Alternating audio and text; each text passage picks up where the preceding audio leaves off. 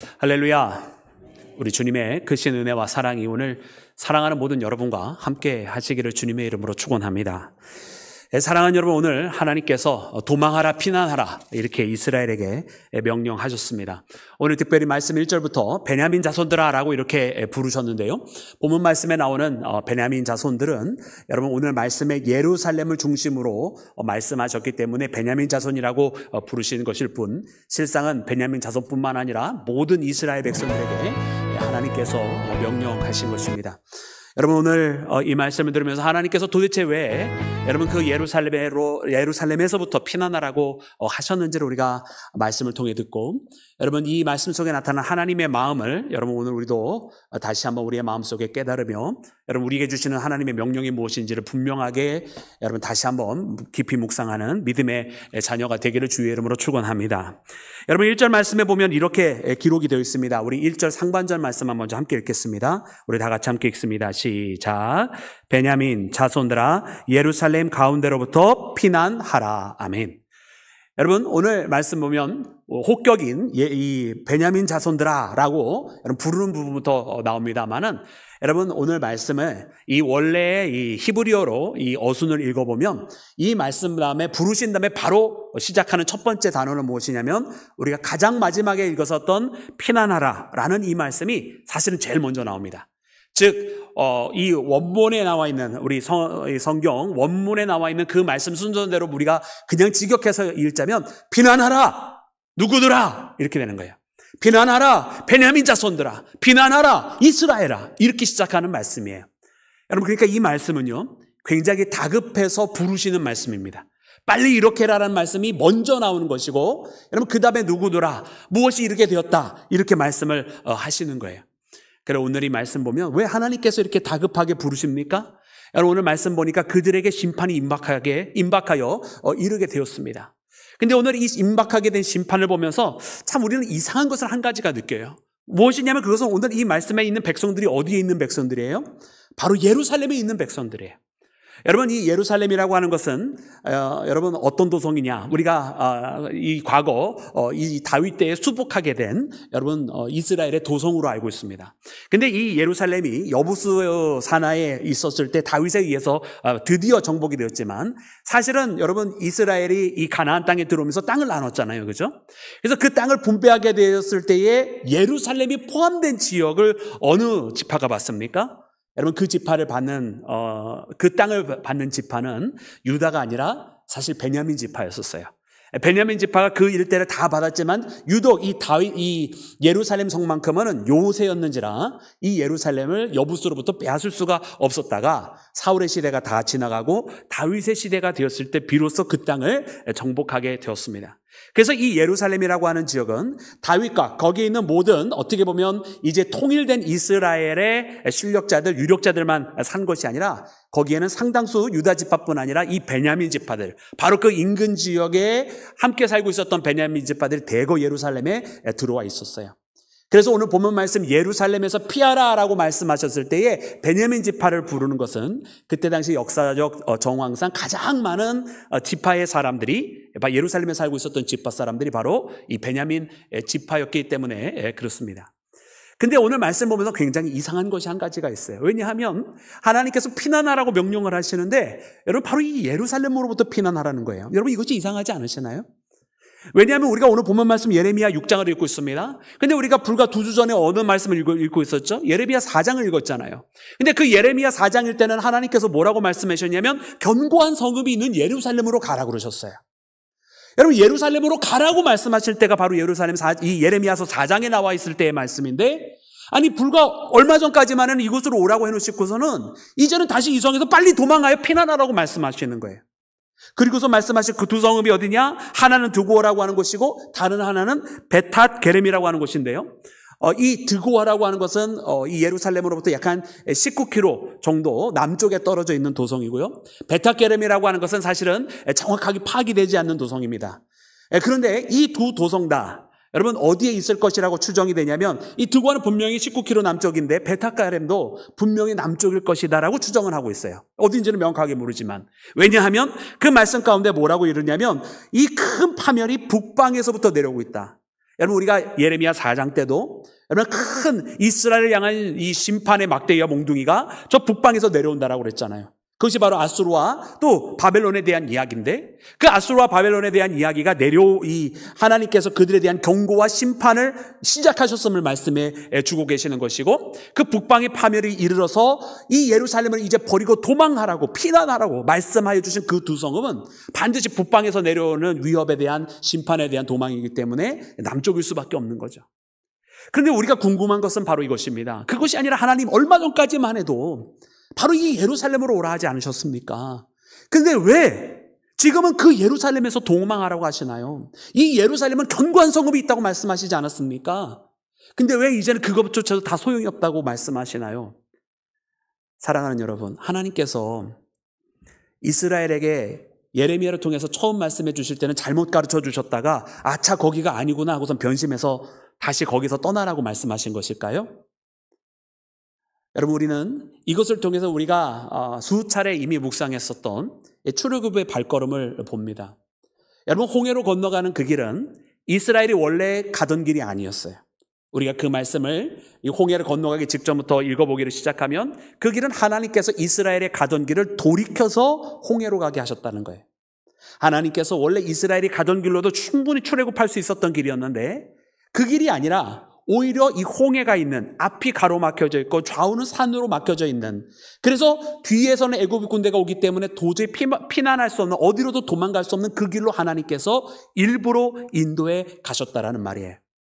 그렇다고 한다면 여러분 하나님께서는요 실수로 인도에 가신 것이 아니에요. 그렇게 막다른 길로 인도에 가셔서 저들이 절대로 건너갈 수 없다고 생각하는 그 홍해 모든 사람들이 말하기를 우리는 이제 다 죽었구나라고 생각하는 그 길로 일부러 인도에 가시고서는 하나님께서 오직 하나님께서만 하실 수 있는 방법으로 바로 동풍을 불어서 그 홍해를 가르시고 마른 땅처럼 건너가게 하시며 뒤쫓아오던 애국 군대는 그 물이 다시 지금 닫혀지게 될 때에 거기에서 수장당할 수밖에 없게 만드는 그 놀라운 사건을 하나님께서 보여주시려고 하나님께서 모든 것이 하나님의 계획 가운데에 그렇게 이루어진 것인 줄로 믿습니다. 그렇다고 한다면 사랑하는 여러분 하나님께서 왜 처음에는 예루살렘으로 내려가게 하셨다가 지금 오늘 예레미야 6장에서는 바로 그 예루살렘에서 이제 도망하고 피난하라고 말씀하실까요? 여러분 오늘 본 말씀에 보면 하나님의 기대와 소망이 있었던 것을 깨닫게 됩니다. 여러분 하나님은 이스라엘 백성에게 저 북방에서 이미 적이 내려온 것을 벌써 말씀을 해주셨고 그러므로 그 북쪽에 있었던 사람들로 하여금 예루살렘으로 거기에서 남쪽으로 예루살렘으로 피난하라. 거기에 견고한 성이 있다. 그 성이 어떻게 보면 저들에게 어떻게 보면 그 벽돌로 세워진 성읍이 아닌 사실 그곳에 피난하라고 말씀하시면서 성을 보여주시지만 사실은 그들을 지키시는 하나님의 손길을 보여주시려고 사실은 그 예루살렘으로 보내신 거예요. 여러분 그 예루살렘에 가면은 여러분 하나님의 성전이 거기에 있습니다. 여러분 그 예루살렘으로 간다고 한다면 그들이 의지해야 될 진짜 성벽은 바로 벽돌로 되어진 여러분 돌로 쌓여진 그 성벽이 아니라 사실은 하나님의 거룩한 손길이며 그들을 덮으시고 계셨던 주님의 날개 그늘이었는 줄로 믿습니다. 근데 그 하나님의 기대가 여러분 어떻게 된 것일까요? 철저하게 하나님의 기대가 또다시 한번 무너진 거예요. 하나님은 이와 같은 일을 통해서 이스라엘이 하나님의 품으로 돌아오기를 원하셨어요. 하나님을 다시 발견하기를 원했고 하나님의 매가 무엇인지를 깨달으며 우리가 다시금 하나님께로 나아가야 되겠다. 그 매의 의미를 나에게 채찍을 주시고 아픔을 주시고 쓴맛을 주시는 하나님의 의미를 하나님의 그 뜻을 그 의미를 그들이 발견했었어야만 했던 거예요. 그렇지만 그들이 그것을 하지 못했던 겁니다. 여러분 그래서 하나님께서 뭐라고 말씀하셨느냐면 이것은 그들을 정결케 하기 위한 방법이 아니라 이 저들을 위한 심판의 길이라고 말씀을 하셨잖아요. 그렇죠? 근데 하나님께서요 지금 또다시 이 예루살렘에서 피난하라고 그러시면서 뭐라고 말씀하시냐면 여러분 우리 말씀 8절의 의미를 한번 조금 깊이 새겨보았으면 좋겠습니다. 여러분 8절 우리 함께 읽겠습니다. 시작. 예루살렘아 너는 훈계를 받으라. 그리하지 아니하면 내 마음이 너를 싫어하고 너를 황폐하게 하여 주민이 없는 땅으로 만들리라. 아멘. 아멘. 여러분 예루살렘을 심판하셔야 되는 하나님의 이유가 분명히 있습니다. 여러분 우리가 바로 이 직전 말씀에 읽어보면 그 예루살렘에 무엇이냐? 폭력과 탈취가 있다 말씀해 주셨어요. 그리고 질병과 살상이 그 가운데 있다. 여러분, 이 예루살렘이라고 하는 것은 마땅히 벌을 받아야 되는 곳이에요. 그래서 그 전전절로 다시 또 올라가서 6절 말씀을 보면 거기다 목책을 세우라고 말씀하시고, 이는 그 예루살렘이 마땅히 벌 받을 만한 곳이라는 거예요. 그러니까 하나님께서 지금 말씀하시는 것은 무엇이냐면, 이스라엘 백성을 처음에 그 예루살렘으로 몰아넣으실 때는 거기서 회개의 사건이 일어나기를 원하셨어요. 근데 그 회개의 사건이 일어났습니까? 안 일어났어요. 우리가 그 뒤에 있는 모든 말씀들을 읽어보면 하나님께서 반복해서 말씀하십니다. 그들에게 이 말씀을 하였지만 그들에게 듣지 않았고, 그들에게 이렇게 하라고 했지만 그들이 그것을 무시했다는 말씀을 하나님께서 반복해서 말씀을 해주고 계세요. 그렇기 때문에 하나님께서 뭐라고 말씀하시냐?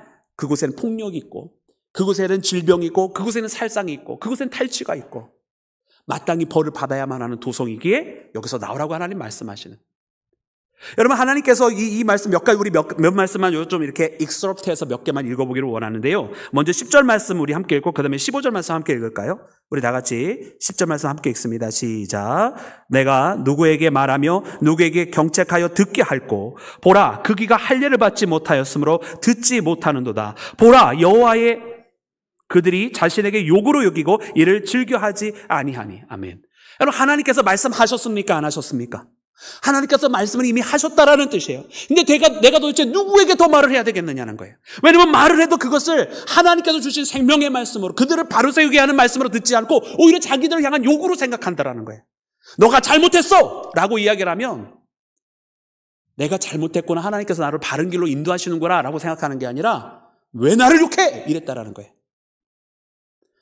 하나님께서 우리의 죄를 경책하실 때 그것을 들을 수 있어야 되는데, 그것이 아니라 우리가 도대체 뭘 잘못했다고 그러냐.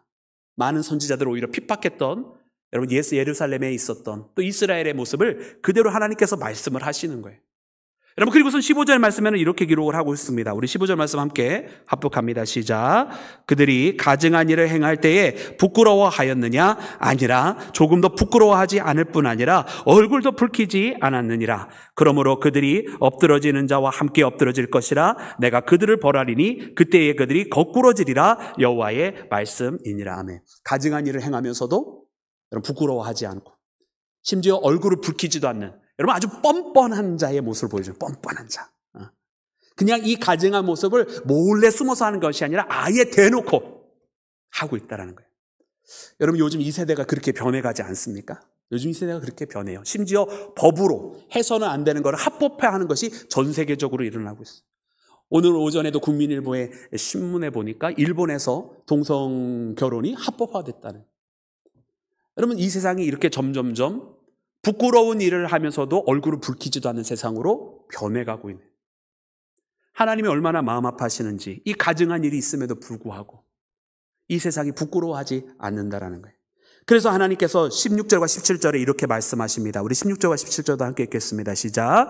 여호와께서 이와 같이 말씀하시되 너희는 길에 서서 보며 옛적 길 곧 선한 길이 어디인지 알아보고 그리로 가라. 너희 심령이 평강을 얻으리라 하나 그들의 대답이 우리는 그리로 가지 않겠노라 하였으며, 내가 또 너희 위에 파수꾼을 세웠으니 나팔 소리를 들으라 하나 그들의 대답이 우리는 듣지 않겠노라 하였도다. 아멘. 이것이 하나님께서 경험하신 이스라엘의 모습입니다. 하나님께서 평강을 얻으라 라고 하나님께서 말씀하셨지만 그 평강에 얻는 길로 우리가 가지 않겠노라 대답했다라는 거예요. 하나님께서 나팔 소리를 들려주시면서 이것을 들으라 라고 하였지만 우리가 듣지 않겠노라라고. 여러분, 이것이 바로 이스라엘로부터 들으신 하나님의 귓가에 답변으로 들려온 소리였던 것입니다. 여러분, 그러기에 이 이스라엘은 멸망받아 마땅한 곳이다. 하나님 말씀하시는 거예요. 하나님 말씀하셨고 인도하셨고 훈계하셨고, 그렇지만 그들은 듣지 않겠다고, 그들은 따라가지 않겠다고, 그 길로 가지 않겠다고, 그리고 가증한 일을 행하면서도 부끄러워하지 않겠다라고. 여러분, 그 이스라엘이 그렇게 했다라는 거예요. 그러니 하나님께서 여러분 그 견고한 성읍이 있는 곳으로 가라. 그럼 그 견고한 성읍에서 하나님께서 지켜주시겠다는 거예요. 바위로 튼튼하게 세워졌기 때문에 지켜주시겠다는 것이 아니라 저 노아의 방주처럼 하나님께서 그 문을 닫음으로 물이 침범하지 아니한 것처럼 하나님의 손으로 그들을 보호해 주시겠다는 말씀이셨어요. 그렇지만 그들이 하나님의 말씀을 들으려 하지 않았다는 거예요. 하나님의 목소리가 없어서가 아니라 말씀하시는데도 우리가 안 듣겠다라는 거예요. 가르치셨지만 그것에 따르지 않겠다라고 말씀하셨다라는 거예요. 여러분, 그것이 바로 하나님의 마음이에요. 하나님의 마음이 얼마나 아프시겠어요. 그래서 하나님께서 이 심판을 더 이상 유보하지 않겠다고 말씀하시는 거예요. 그래서 이제는 그 예루살렘조차 너희의 보호막이 되지 못할 것이니 거기서 피난하라고 말씀하세요. 그런데 사랑하는 여러분, 오늘 이 말씀을 제가 아까도 먼저 이야기해드린 것처럼 우리가 좀 잘 읽어야 될 필요가 있어요. 왜냐? 하나님의 마음이 무엇인가? 여러분, 우리 하나님의 마음이 무엇이냐면 아까 읽었던 그 8절 말씀 보세요. 우리 8절 말씀 보여주시겠습니까? 예루살렘아 너는 훈계를 받으라. 그죠? 그리하지 아니하면 내 마음이 너를 싫어하고 너를 황폐케 하여 주민 없는 땅으로 만들리라. 여러분, 하나님의 그 심판이 이미 끝났습니까? 아니면 끝내려 하고 계시는 것입니까?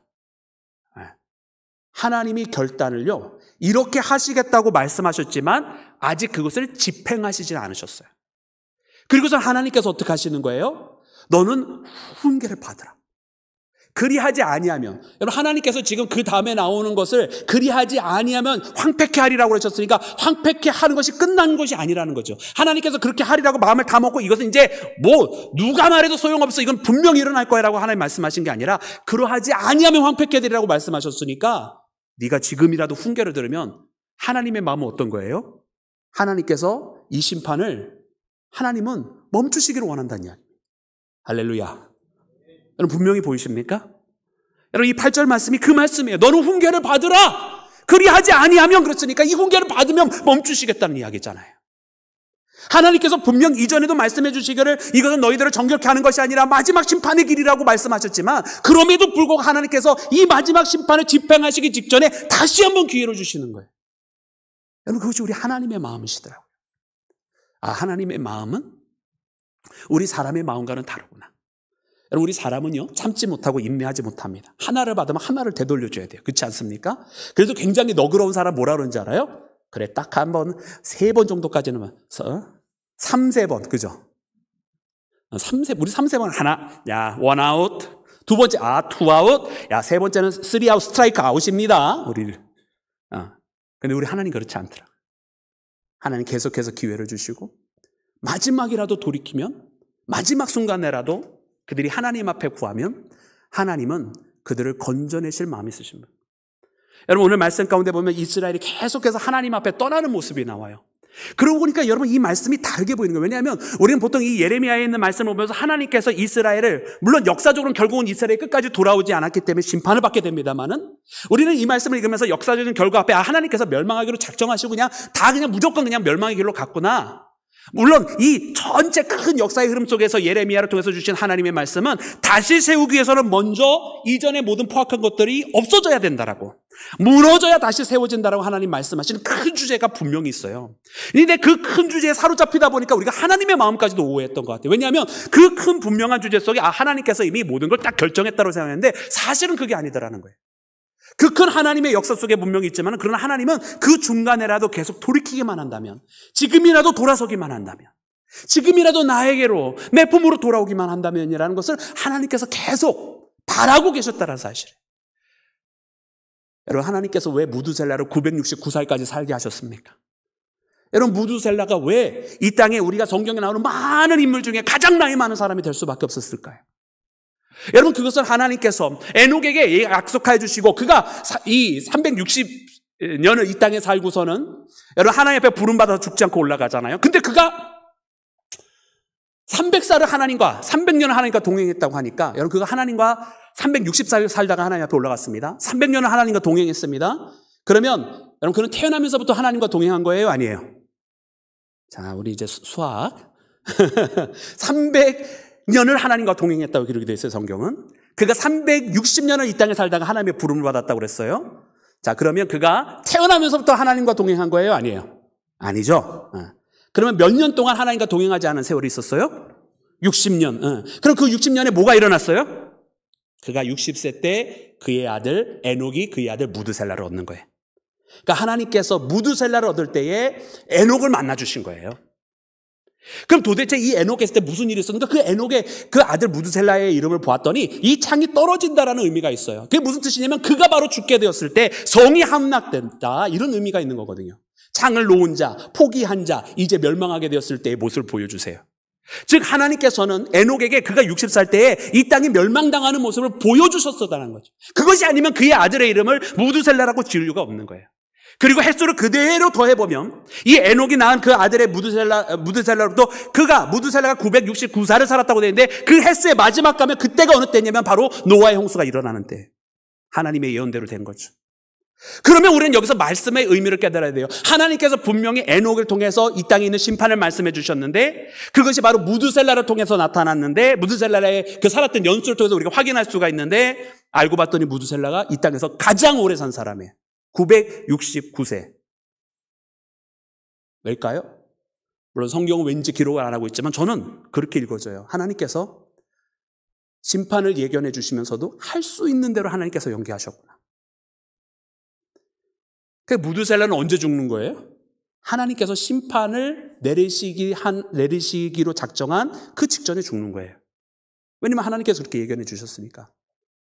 근데 이 무두셀라가 이 땅에서 가장 오래 살았던 사람이라니까요. 여러분 아직도 하나님의 마음이 안 읽혀지십니까? 우리 하나님 그런 하나님이십니다. 여러분 오늘 우리가 이와 같은 하나님의 마음을 오늘 이 본문 말씀을 통해서도 우리가 발견해야 할 줄로 믿습니다. 여러분 오늘 말씀 속에 보니까 오늘 말씀 속에 그러고 보니 여러분 다른 것들이 보여져요. 그냥 단호하게 하나님께서 심판하시겠다 이스라엘의 죄악 이것만 말씀하시는 게 아니더라고요. 왜냐하면 여러분 오늘 말씀의 시작에 무엇으로 시작하셨어요? 하나님께서? 어떤 명령으로 시작하셨다고요? 피난하라. 여러분 피난하라. 이 말씀이 무슨 뜻이에요? 거기에서 심판 맞아 죽으라는 이야기입니까? 아니에요. 피난하라는 하나님의 명령이 있는 거예요. 거기에서 이 심판을 받지 말고 이 심판의 재앙 속에서부터 벗어나라는 명령이에요. 그죠? 그래서 오늘 말씀 말미에도 무엇이 있느냐면 그 말씀 가운데에 내가 이미 너를 내 백성 중에 망대와 요새로 삼아 그들의 길을 알고 살피게 하였노라. 여러분 여기서 나오는 너는 다른 너더라고요. 다른 나머지 이스라엘과는 구분되는 너예요. 여러분 피난하라고 하는 이 메시지를 누가 들었을까요? 아까 우리가 이야기했었던 하나님께서 이렇게 하라고 이 망대를 따라가라고 선한 길이 어디인지 너한테 알려줄 테니 평안하라. 주님께서 말씀하셨을 때 그 말씀을 듣지 아니한 백성들과 똑같은 백성일까요? 아니죠. 나팔 소리를 들으라 하였으나 듣지 않겠노라고 했던 이 백성들과 똑같은 백성일까요? 아니에요. 왜냐하면 이들은 분명히 하나님께서 이번에 피난하라고 했으면 하나님 아니에요. 이번에 우리는 또 피난 안 갈 거예요. 분명히 아무 일도 안 일어날 건데요. 우리가 왜 피난 가요? 힘들잖아요. 아유 저 위협이 아직도 한참 멀리 있는 것처럼 보여지는데 좀 나중에 할게요. 분명히 그렇게 말했을 백성들이에요. 그런데 이 피난하라 하셨을 때 피난하라고 하는 말씀을 듣고 하나님의 말씀대로 저 남방으로 피난 갈 자 누굽니까? 다른 유대 민족들과는 다른 그때 당시에 다른 이스라엘 사람과 다른 하나님의 말씀을 듣고 있던 자들. 할렐루야. 그래서 오늘 본문 말씀 보니까 하나님의 말씀을 듣고 있는 자들의 모습이 보여요. 우리가 보통 이 말씀을 읽으면 하나님의 말씀을 듣지 않았던 이스라엘의 모습에 강세를 두고 말씀을 보게 됩니다. 왜냐하면 그럴 수밖에 없어요. 왜냐하면 하나님의 심판이 임박하였다고 되어 있고 하나님의 심판이 유보되지 않을 수밖에 없는, 유보가 안 될 수밖에 없는 이유들이 잔뜩 그려져 있어요. 그럼에도 불구하고 하나님은 처음에 피난하라고 말씀하셨고 그리고 말씀 말미에 보니까 하나님께서 그들의 길을 살피게 하셨노라고 하나님 말씀하시면서 이 가운데에 비록 많지는 않지만 적은 수에 불과하지만 그런 하나님의 말씀을 듣고 있는 자들이 있음을 이야기해 주십니다. 할렐루야. 여러분 하나님께서 하나님의 심판을 연기해 주실 때 여러분 하나님의 말씀을 듣고 있는 자가 있다라는 거예요. 여러분 그래서 오늘 이 말씀을 보면서 그런 생각이 들어요. 오늘 이 시대에 하나님의 말씀을 듣고 있는 자 어디 있는가? 여러분 그 말씀을 듣는 우리 모두가 되어야 할 줄로 믿습니다. 하나님께서 말씀하시는 대로 살아가지 않으려고 하는 이 세대 풍조 속에 그래도 여전히 하나님의 말씀을 사모하는 사람들이 있더라는 거예요. 여러분 바로 그 사람이 우리가 되어야 할 줄로 믿습니다. 많은 사람들이 세상에서 자신의 유익을 구하며 자신의 향락을 위해 살아가고 자신들이 이 땅에서 어떻게 하면 조금 더 편안하게 또 남 부러워할 만한 그런 좋은 일들만 하며 그렇게 살아갈 수 있을까를 염려할 때에 하나님을 위해서 어떻게 살아갈까를 고민하는 사람들이 있더라는 거예요. 여러분 그 사람들이 바로 우리가 되어야 할 줄로 믿습니다. 여러분 오늘 이 밤에 우리가 그래서 그렇게 함께 기도하기를 원합니다. 주님 오늘 주시는 이 말씀에 따라서 우리가 그 주님의 은혜 가운데 있기를 원합니다라고. 하나님 그 적은 우리가 되기를 원한다고. 이 세대의 길과는 다른 하나님의 길을 쫓아 살아가며 그 하나님의 나팔 소리를 듣고 이것이 우리에게 경계로 주시는 말씀임을 깨닫고 나아가는 우리 모두가 되게 해달라고, 그렇게 오늘 이 밤 함께 기도하면서 여러분 하나님의 은혜의 인도함을 받는 믿음의 자녀가 되기를 주의 이름으로 축원합니다.